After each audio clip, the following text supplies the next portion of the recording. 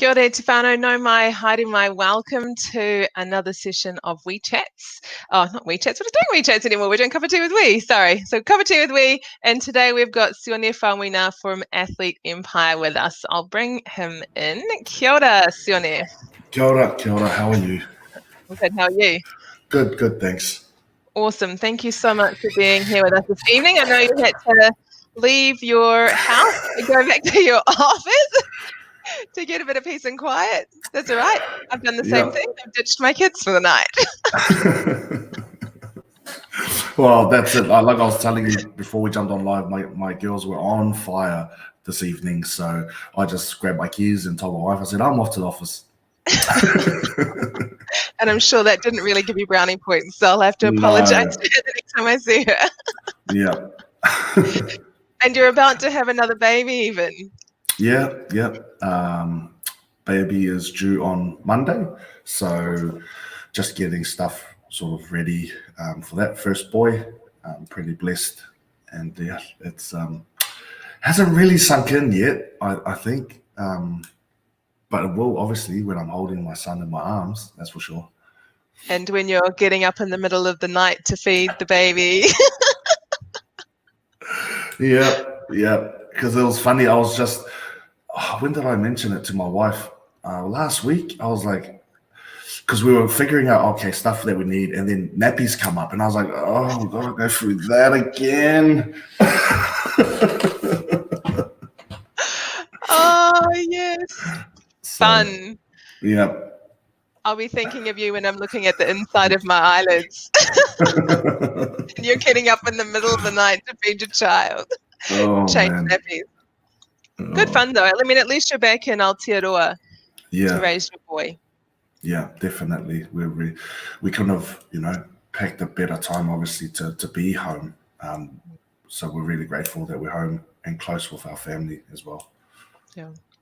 And hopefully you'll raise a little league player, or maybe a rugby player, because we're rugby fans, not really league fans. But oh, look, I don't know. Put it this way, I was going to take the girls down and sign them up to rugby league, and the wife was like, "Nah, they're going to Ripper Rugby," and I'm like, oh, "Okay." Not even netball, rugby. I love that. Yeah.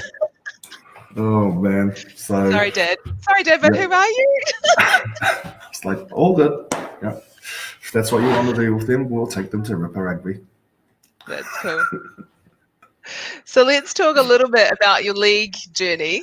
You can talk about it as much as you like, but I know that you learned a lot from your time in league and then the time after league, and that sort of got you into business. So yeah, what are some of the key things that sort of stood out to you in your time, or in that time for you, that sort of have said to you, yeah, this is where you should be and this is what your purpose really is?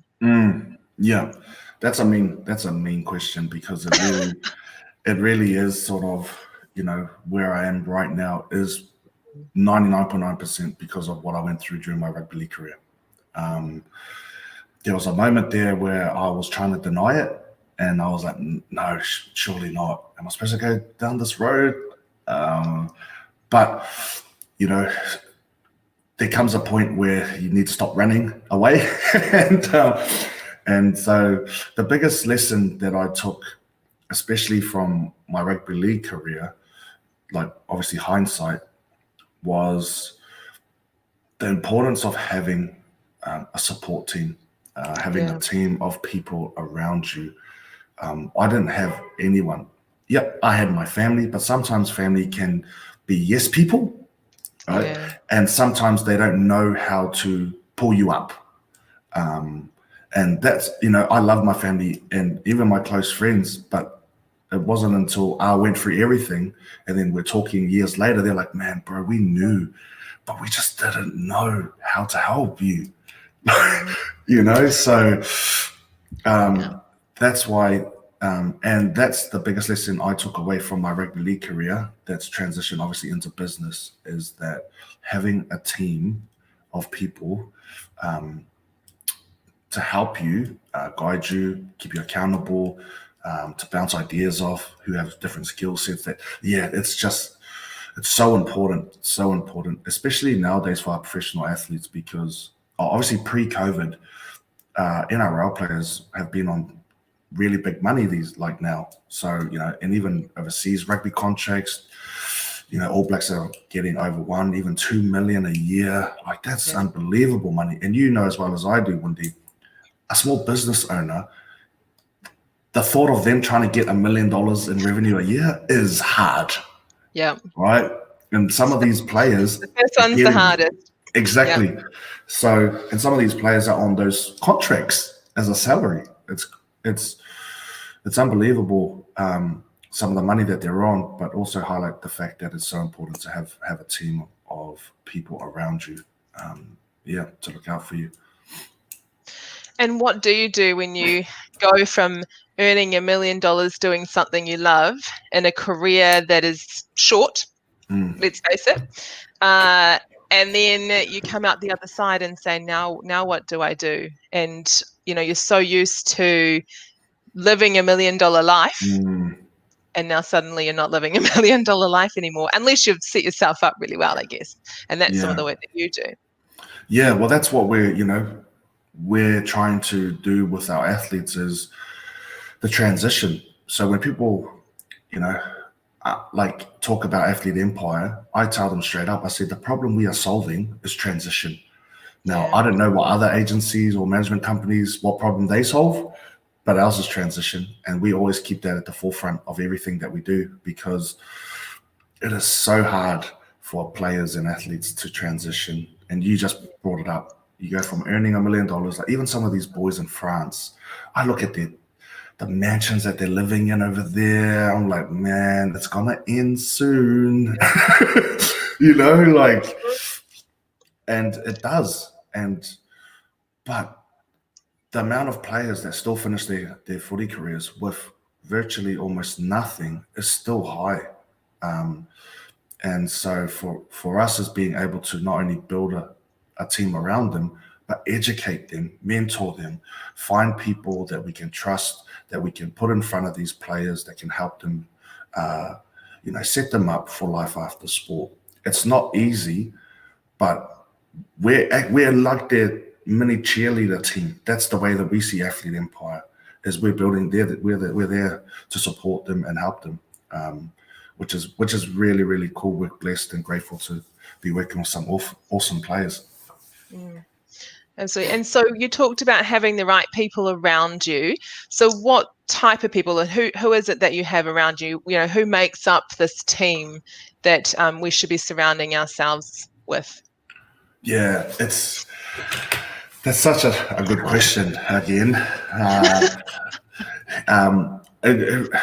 I think, and this isn't just in relation to players and athletes, this is for people in general, is if you build out a vision for your life and what you want it to look like, then you need to do like a checklist of yourself and ask yourself, okay, do I have the skills, the knowledge, and the capacity to achieve what I want for my life? If I do, cool. But if I don't, where can I then access people or knowledge to assist me on that journey to achieving that vision? So that's where I start with building a team. The first thing is, what do I want? Do I know someone that's got it? Can I reach out to that person? That's the first person I'll put on my team. Why? Because they have been where I want to be, and they know exactly the struggles that I'm going to go through, right? Which is why, I have to be careful how I word this, right? Which is why, I would rather take advice of someone who has built a business from scratch by themselves and built it to a revenue model or whatever it is. I'll rather take advice of that person than a CEO of a company who's never run a business or built a business. Any day, I would take advice of someone who's the first person than a CEO who's never built a business. So that's the first person I'll hire in the team. Then from there, you will then start to see, okay, who else do I need? And sometimes these people, you already know them. You're like, hey, this thing does that. Or, and also when you start that process and taking those steps forward, these people will sometimes appear in your life. Yeah. But, you know, so, and that's sort of how it's happened for me on this journey in business is basically that, is finding people, but then also people have been like, we've just come cross paths and it was like, yep, this is it. So yeah, that's how I build, or would recommend anyone to build a team around them. It's quite funny what you said about these people come into your life, because we met you a couple of years ago in Samoa. Yeah. And then literally, I think the end of like a couple of months later, we were doing work and you helped me to build out my accelerator program, which then went off the next year. So if I hadn't have met you, then I wouldn't have been able to build it out the way that it was. It would have been so successful. So there you go. Build a team around you. Thank you. You're welcome. And may I say that you were amazing to work with. Thanks. Little pitch there. Just in case you're not an athlete and you need other help and advice. Yeah. So tell me now, in your new business, because you are pretty much starting from scratch, and you're playing with the big boys, let's just say. There are some key businesses, some key people that have been in this industry for a very long time that pretty much have the pick of the crop. How do you deal with that as a small business, as a startup? Yeah, that's another great question by Wendy. It's the best way I can describe it. Obviously, the space as well, right? Player management, player agency, talent management, like it's that space. A SWOT analysis is the first thing to do, right? And so when we knew that we were going to literally just add one component to what we were already doing, which is agent work, right? Then the game changed for us, and it was like, okay, cool. What are our strengths? What are our weaknesses? Where's opportunities? What are the threats? Right. And so that's literally what I did. And I did it in a Google Doc, and I just kept going back, updating it, and making changes, thinking, okay, cool. Because what I found within this market is it is ripe for disruption. All right. So, we've already had word from someone within another agency or company, right, who said that they found out that, what we're doing now. And I think the call was, we got to keep an eye on them, make sure you're checking their social media pages and all that stuff, right? So, which is, for me and our team, we try not to, listen to all that stuff, because it takes us away from our main focus, which is serving our players and their families. So all we can do is focus on what we do well, and that's what we're going to do. I totally agree. And I think, one, it's a good thing. I think people don't like disruption, but the other organizations that are out there will be able to see that because you've come in and disrupted, you'll actually be able to help them. If they choose to evolve with the time, you'll help them too. So exactly. Thank you. That's it, right? It really is. It's you. I couldn't have put it better the way you just said it. It's like, hey, it's hopefully going to lift the game of everyone else. And competition is always awesome. But again, we don't want to lose sight of why we started, our purpose and the vision for Athlete Empire. So, but yeah, I honestly am grateful for the people that we have, not only the athletes we work with, but also the team that we have. Yeah, I think that what you're saying is really key, because you hear a lot of business owners that talk about, I had this idea and someone's copied it, or I was doing that, someone else is doing that too. It's like, you don't worry about what they're doing, because they're always going to be one step behind you, because you're the one who's innovating. So they don't know what you're doing next, and they won't be able to execute it in the way that you do. So they can try, and they'll have their own way. And there are people that will really enjoy and like, and be, they'll do what they're doing, but that doesn't stop people from coming to you who align and are a right fit for you. Yeah, and exactly right. It's all in the messaging, values alignment, and so, I know that when stuff gets out of how we do the mahi that we do, that it's bound to be, people are going to take it, which then forces us to keep innovating. Right? Yeah. It then forces us to keep pivoting or whatever. Like, it's just, I thrive on, I love that stuff. I really do. It really drives me because I'm like, man, if we launch and we go big and we're the number one company in the world, that doesn't sit right with me because I'm like, well, what's next? Someone it's like I really thrive in that space around cool. Someone's lifted their game. Yeah, it's on. Let's go. Let's do it. Let's keep going. So I think that's that competitive nature from professional sport that comes to play. But I know that I'm a visionary person and I'm that type of person. So, and we've got a really good team that complements each other. So that's cool. You're the one who comes up with all the ideas, and then there are other people out there that just do their little magic. Yeah. Bring it all together. Yeah. And to be honest, in our team of 4, I'm number 4. I am. So, because if I was number 1 in our team, then we're not going to do well. I don't think you're giving yourself enough credit, but I get what you're saying. And so, have you had any times where, because you are a visionary, and it can be quite difficult, just pushing all of the time, and sometimes you're like, I just need a win right now. Have you had those times where you're just like, should I just throw this in? And, should I be doing this? And is this the right thing? Have you had any of those, over the last few years while you've been building this business? I have actually. I've had 2 probably distinct times. One was in Oz when I was early on in FD Empire because I started in 2017. Was the first sort of thing, and it actually blew down. There was nothing. It didn't even. I was like, here we go, man. This is going to be it. And when I launched, I was like, bro, this did not work. And then I had to go back and get a job.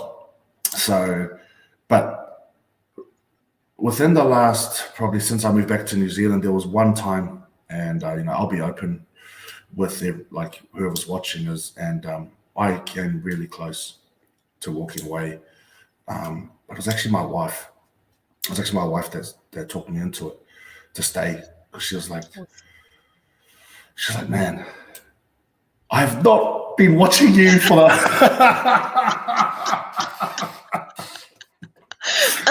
I've been watching you for you to pass. But it was, and then that changed, because what you'll find of people that are on this journey of entrepreneurship and business is the moment that you want to give up, it's actually, that's the moment where something's going to happen. Yeah. Right? And it did for me. It was like, yeah, cool. And then I met someone, and I was like, okay, almost, right?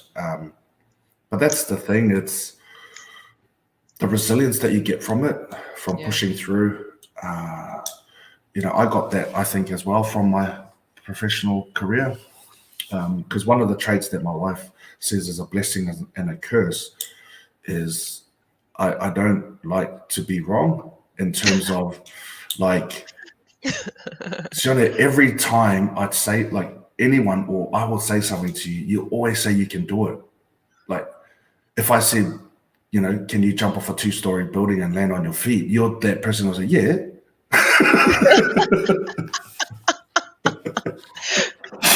Oh no! And because for me, I'm like, man, and I'll figure it out. I will figure it out, right? So, but it's been one hell of a journey, and we still got a long way to go. But I'm just thankful that I get to do what I love. And that's how I measure sort of what I do is, you're probably aware of that saying that, if you could do it for free, what would you do? Yep. And I'm doing it. I'm living it right now. I would do this for free if I was like set for life. Nothing would change. I would continue doing this. I think that's really powerful, and that's what helps people to get out of bed in the morning. And it's, I think, probably why we have less of those times where we feel like we need to give up. And then, you need to have that someone that just goes, hello, Yeah. Are you awake? Like, are you alive? Like, what are you talking about? And then you're like, oh, that's right. No, you're right. And then you just get back on it again, and you're like, yeah, I'm glad I didn't give up. And there's always, on the other side of that challenge is always something that just goes, oh, yeah, lucky I didn't give up. Yeah. Yeah, exactly. That's so cool. So who else do you have in your life that is motivating you along, pushing you along, your biggest cheerleader type people? Who else do you have in your corner? I've got my best mate, Sa Luatua, who's his name. He's been awesome in terms of telling me, like that time when I told you that I wanted to give up, and my wife, I actually told him first. I was like, bro, I think I'm done, man. But he's been, it's great when you, like, I know that he comes from a place of, he gets it, and as opposed to just being a yes man friend, he gets it and he sees the vision. And so he's been awesome. Even my cousin's husband, who's based in Brisbane. So I'm fortunate as well that I've got some really good support from my family. Yeah. Even my grandma's brother, who I went and, so my great uncle, I went and saw him when I first got back and sort of shared the big vision. He gave me this big ass powerful speech, and I was like, yeah, yeah, all right, let's do it. So yeah. That's cool.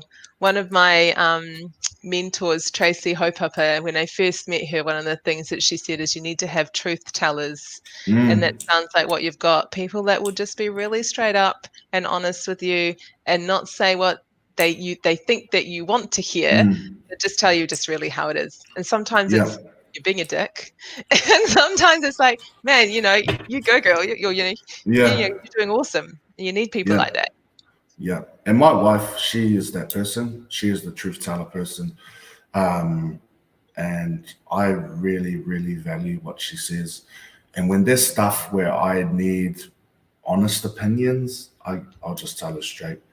And sometimes she'll just be like, okay, are you ready? Not like, hit me. What is it? She's like even stuff like, she'll be like, babe, you need to take that post down. And I don't even question it. I do. Yeah. Right? Like stuff like that. And she's done it like quite a few times, and I don't even question it. I was just like, sweet. And I just delete it, or, babe, you need to change that. Yep. So, it's not like, I never ever say to her, oh, why? It's just, she says it, and I do it because I know that she can see what I've missed. Yeah. It's good teamwork. It's good that you've got a wife that you can do that with. Yeah. That's really cool. So what does the future of Athlete Empire look like to you? World domination. Across all sports, or just across rugby league? All sports, across all continents, across I'm not even like, that's the model we're building. It really is. It's going to be cut and paste in different countries. That's my vision for it. And then I'm going to buy the Warriors. Cool. If we go back to what you were saying before about you're that guy that would actually do it because you don't like to be wrong, well, now you've just told everybody that's what you're going to do. So now you have no choice but to do it. Yeah. It's, man, it's funny because I know if we don't have big goals and dreams to really like strive for, then why, like for me, I'm like, well, what's the point? Like, if I'm building Athlete Empire to be a New Zealand-based company only, I'm like, oh, well. But if I know that the more people that we can reach, more athletes that we can help, if we can go global, like I'm like, oh man, this is like it's and then attach that to a really cool purpose. And for me, like buying the Warriors is like almost like a driver to be successful. I'm not gonna lie, is exit strategy, have a bit of coin, and then buy the Warriors, because my family and all that, that's all like that's non-negotiables, that stuff. But I guess for me, with the Warriors point of view, it's just something that I really do believe that myself, and if I assemble a team, we could do a good job. I'm not saying that the current owners can't. They haven't hardly even started. So, but if the opportunity came and the boys still haven't won a grand final, 100% I'd want to buy the club. Would they just hire you to go in there and make some changes and leave you to it? Oh man, it's gonna be. Look, it's it's such a long process and plan to build a successful sporting organization. But obviously, let's say it's pre-COVID, there's no, right? The foundations are there, and they always have been there, right? Entrenched in Auckland, in New Zealand, the foundations are there. It's just being able to identify what do we build on top of those foundations now. So, and Māori and PI play a massive part in that. Yeah. It's just a no-brainer. Since the Warriors' inception, the Warriors have been predominantly Māori PI, over 74% each and every year. Yeah. And and you look across, even in rugby, look at the North squad. There's only I think three or four Pakeha. The rest are all Māori PI. Yeah. Out of the starting 15, 14. I hear that Australia is going to end up the same too. Man, they are. And the way that you can see Australia is just look at the Australian secondary schools and under 20s. The browning of those two squads is just each year, it's just going up and up and up. But then you look at who's in charge of the national team, Cook Islander, and they already got people together to do a Pacifica strategy, because they see that it is a massive part for them moving forward. So, which is, they knew that they needed that, because the fallout from Israel Folau, they didn't know that would happen within the playing group. They had no idea that the other PI boys were like, hey, man, nah, we're done. Like, it caused that friction because, but once they understood the cultural element of it, they're like, no, we need help with this. So that's cool. It is cool for them.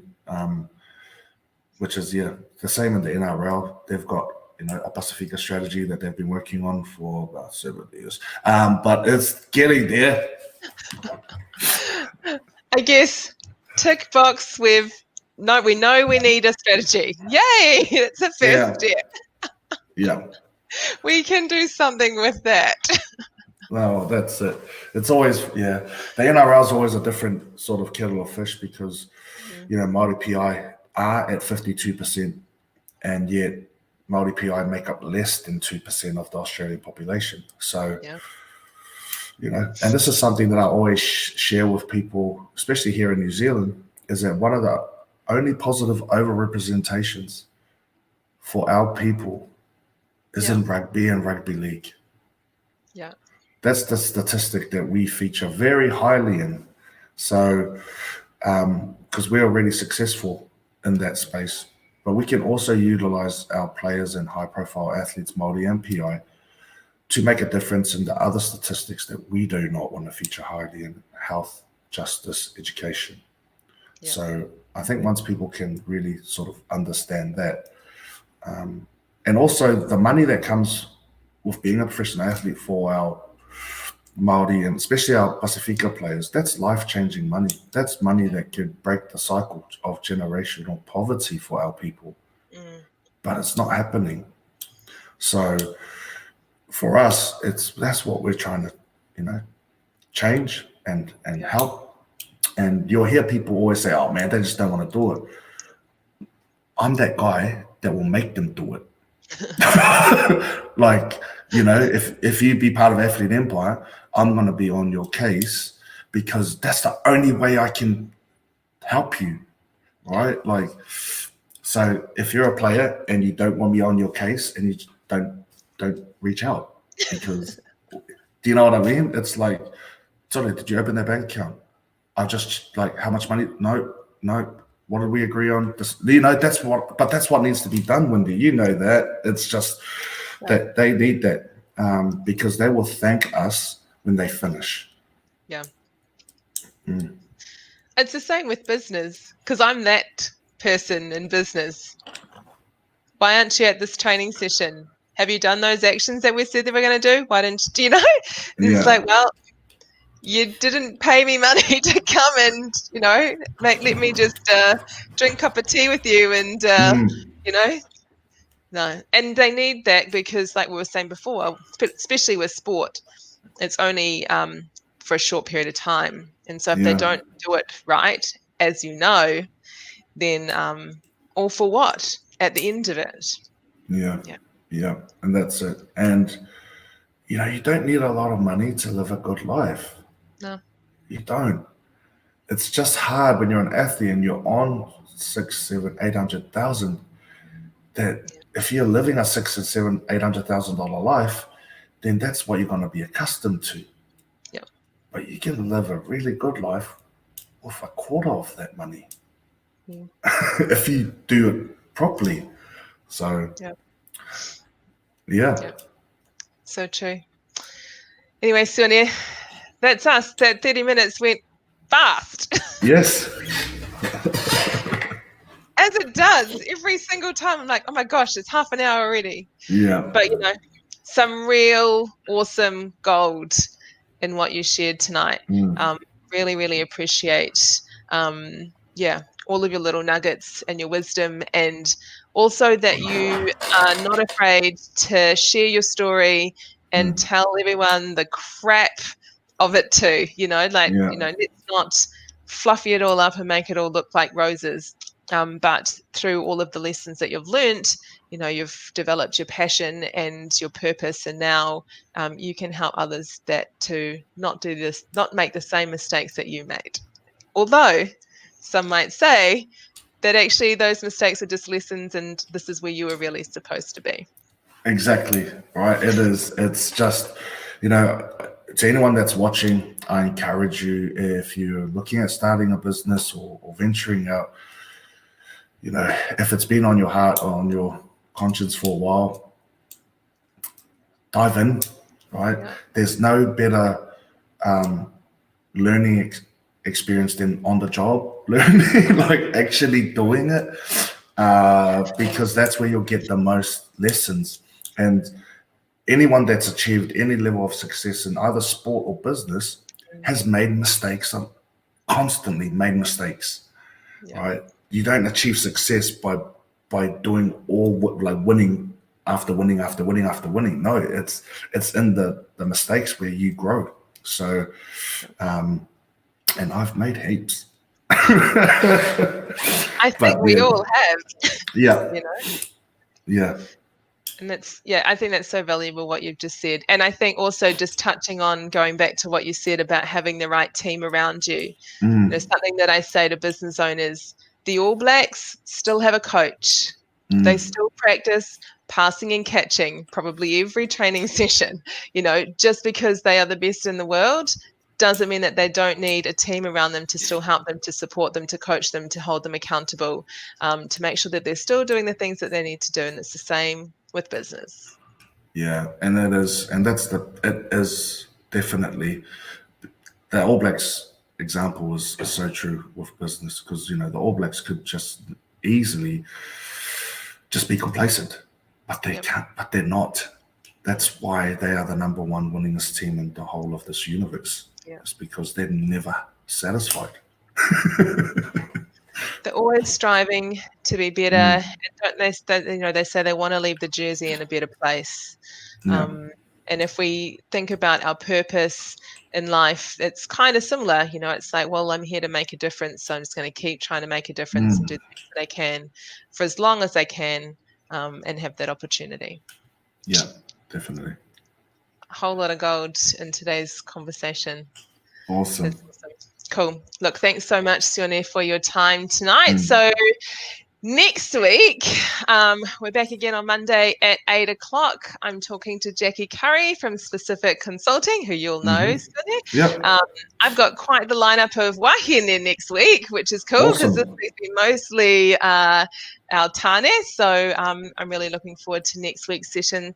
Monday, 8 o'clock, have a rest over the weekend. And I'll see you for a cup of tea on Monday. Mā te wā whānau. Cheers. Thanks, Wendy.